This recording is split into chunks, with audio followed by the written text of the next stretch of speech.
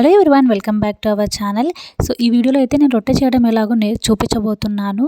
ఇక్కడ నేను సౌదీలో ఫ్లోర్ మిల్ అయితే ఉందని ఒక వీడియో షేర్ చేశాను కదా, అక్కడ నుంచి నేను తెచ్చుకున్న జొన్న పిండిలోని కావాల్సినంత పిండి అయితే జల్లించుకొని తీసుకున్నాను. ఉప్పు వేసుకొని అంతా కలిసిలా కలుపుకొని వేడి నీళ్ళు ఈ విధంగా బుడగలు వచ్చేంత వరకు ఈ విధంగా అయితే వేడి చేసుకొని ఈ వేడి నీళ్ళు ఇందులోకి పోసి పిండి కొద్ది కొద్దిగా ఈ విధంగా మనం చేయి కాలకుండా చక్కగా అయితే పిండిని కలుపుకోవాలన్నమాట.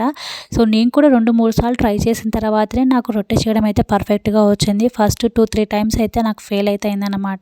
సో చాలా మందంగా వచ్చింది, అసలు తినలేకపోయాను. 3 సార్లు ఫెయిల్ అయిన తర్వాత ఇప్పుడు చక్కగా చేయడం అయితే నేర్చుకున్నాను అన్నమాట. అది కూడా చిన్న చిన్నగా చేస్తాను చపాతీ కర్రతోని. ఇలా మెత్తగా కాకుండా గట్టిగా కాకుండా ఈ విధంగా మీడియంగా అయితే చేసుకోవాలి. ముందైతే పిండి వేసి చేతితో కాస్త స్ప్రెడ్ చేసుకున్నాక ఇలా కర్రతోని ఈ విధంగా అయితే నేను పల్చగా స్లోగా ఒత్తుకుంటాను.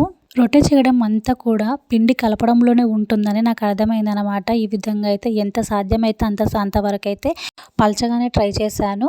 ఇలా స్పూన్తో ఈ విధంగా కదిపించామంటే ఇది అంత ఈజీగా వచ్చేస్తుంది. మనం చేత్తో అయినా లేదా అలాగే పీట ఎత్తుకుపోయి పెన్నం పైన ఈ విధంగా వేడివేడిగా ఉండాలి పెన్నం అయితే. అప్పుడు ఇది వేసామంటే చక్క రొట్టె అయితే బాగా ఇదవుతుంది. తర్వాత వాటర్ అంతా కూడా ఈ విధంగా స్ప్రెడ్ చేసుకొని మరోవైపు ఇవి తిప్పుకున్న తర్వాత కూడా పైన కొద్దిగా చేత్తో వాటర్ అయితే అనాలి. చేత్తో అవ్వకపోతే ఏదైనా క్లాత్ కానీ ఏదైనా పెట్టుకొని అనొచ్చు అనమాట. ఇంకా 2 వైపులా బాగా మంట ఎక్కువ పెట్టుకొని చక్కగా రొట్టెని అయితే కాల్చుకోవాలి. చూసారా ఎంత బాగా పొంగుతూ వచ్చాయి కూడా ప్రతి ఒక్క రొట్టె. నేను చేసుకుంది చిన్న చిన్నవి 2 రొట్టెలు అయితే చేసుకుంటాను అన్నమాట. సో నాకు ఇంతకంటే పెద్దగా నేను చేయలేను, అది కూడా నేను చపాతీ కర్ర పైన చేస్తాను కాబట్టి. సో నేను ఈ సైజులోనే అంత ప్రిఫర్ చేశాను. చేతితో అయితే నాకు అవ్వట్లేదు అన్నమాట ట్రై చేసినా కూడా.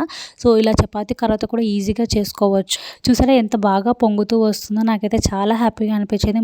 3 సార్లు ఫెయిల్ అయినా 4th టైంకి అయితే చక్కగా అయితే రొట్టెలు చేసుకోవడం అయితే వచ్చిందనమాట. సో ఈ పద్ధతి అయితే నాకు చాలా బాగా అనిపించింది, చేత్తో ఇలా కొట్టుకోవడం కంటే. సో మన పెద్దవాళ్ళకైతే ఈజీగా అలవాటు ఉంటుంది. సో మనకైతే అవ్వదు కదా, కొంతమందికి చేసుకొని తినాలని ఉంటుంది.